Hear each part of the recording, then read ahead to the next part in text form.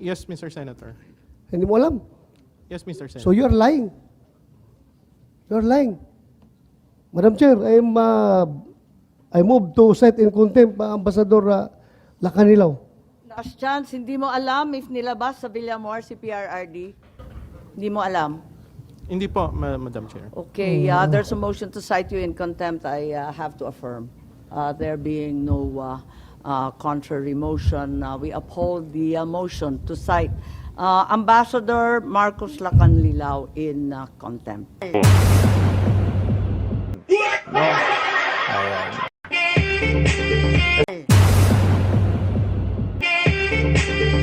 Oh, yan o. So, kita natin. So, ito po yung nangyari kanina, no?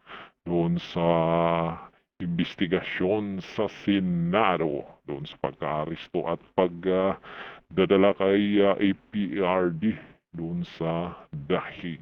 So, ito po yung hearing sa Senado. At kita naman talaga natin, no? Di malinaw naman, di ba? Itong si Marcos, nag-ambasador Marcos. Isang araw ka doon, tapos sabihin mo hindi mo alam. Kung dinala yun sa korte, lahat na tao dyan, naglalabasan yan, papunta sa korte yan. Hindi raw niya alam kung dinadala ba. Obvious lang. Na-contempt ito si Marcos ni Senator Bato. Ayos na sana dahil kahit paano, papakita naman sila ng ngipin. Ngunit ang masaklap pa dito, nagpakita sana ng ngipin itong mga chairman dito ng committee, no? Wala. Diba? Alam nyo namang nangyari, di ba? Hindi pinirmahan ni Chief Escudero ang waiter. So wala po tayong kay personal na pagkatao nitong Chief Escudero, no? Dito lang po tayo sa ginagawaan nito. Sa ginagawa niya bilang isang paswelduhan ng mga Pilipino, bilang isang politiko. Diyan mo makikita itong mga politiko na ito, no? Tingnan nyo. Senator ka, hindi mo suportahan yung mga chairman mo. Anong klaseng senator ka? Alam ko ba, Senado kayo? Sino bang pinapanigan mo? Hindi mo ba nakikita? Sino pang maniniwala sa Senado ngayon? Kung ganyan kayo.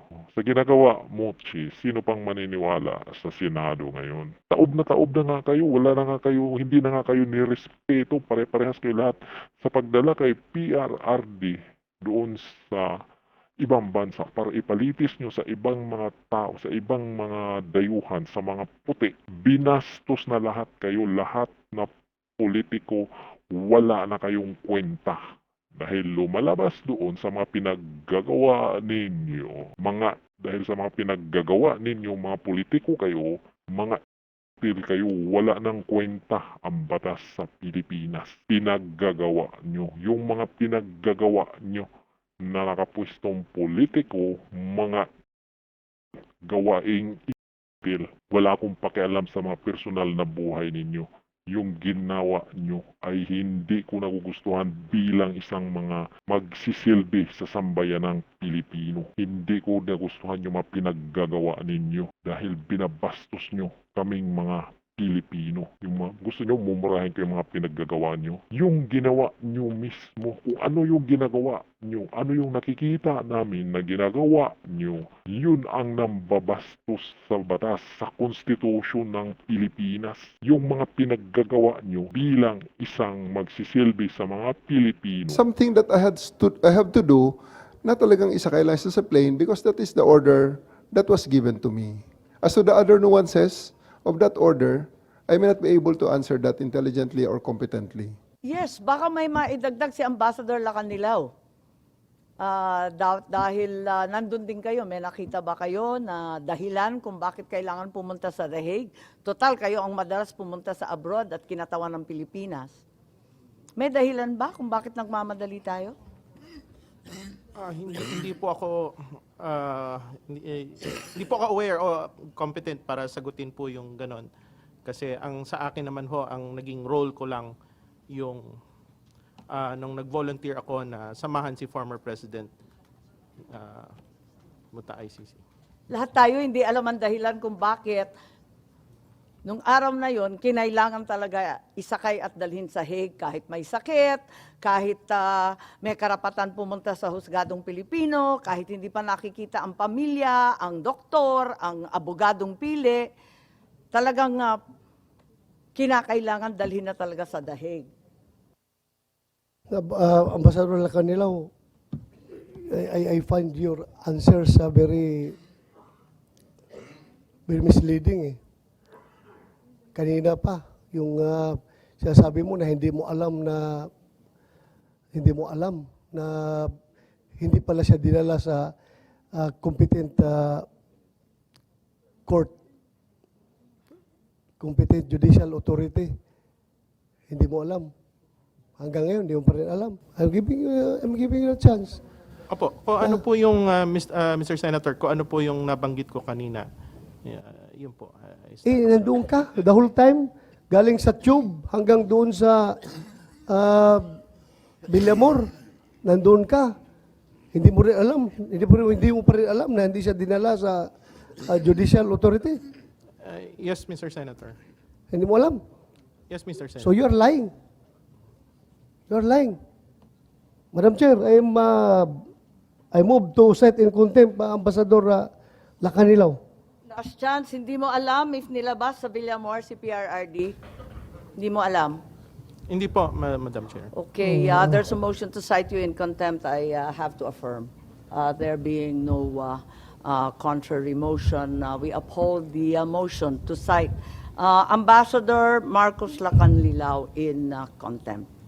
Thank you, Madam Chair. I'm giving you the chance already kanina. Sabi ko nga, ayaw namin gamitin yung power to contempt dito, to cite in contempt, pero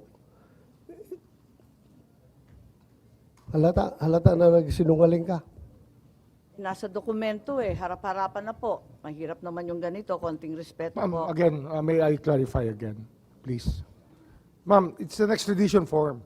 That's why the questions are not are answerable by another jurisdiction, but not our jurisdiction. So it's very hard to answer something that works in a different manner. Hindi nga sir, ang tinatanong namin sa kanya is kung nandun mo siya the whole time, hindi mo niya, alam niya na hindi dinala si President Duterte sa isang competent court. Hindi nga Tapos ho sabihin niya, hindi niya alam. Kaya ho Siya nga nag-suffice. nagsabi na siya nag-oversee sa operation. Tapos hindi niya alam na kung dinala o hindi. I hope we can reconsider the contempt citing because, sir, kaya ho nag-suffice a certification of Kanina pa Prosecutor kami General. nagre-reconsider, Secretary Oh, Boying. at pero saka kaya ho kasalanan nag-suffice po namin. sa ICC, kaya tinanggap nila yung certification po ng DOJ is because under their system of government, under the system of the ICC, ang prosecutor is competent judicial authority. That's why it's very foreign to Ambassador Lacanilao. Hindi naman ho madaling malaman yan until ho pinaliwanag yan ni Justice Ascuna sa atin. Ay, Na hindi magkaiba naman- po talaga Hindi naman ang pagtingin.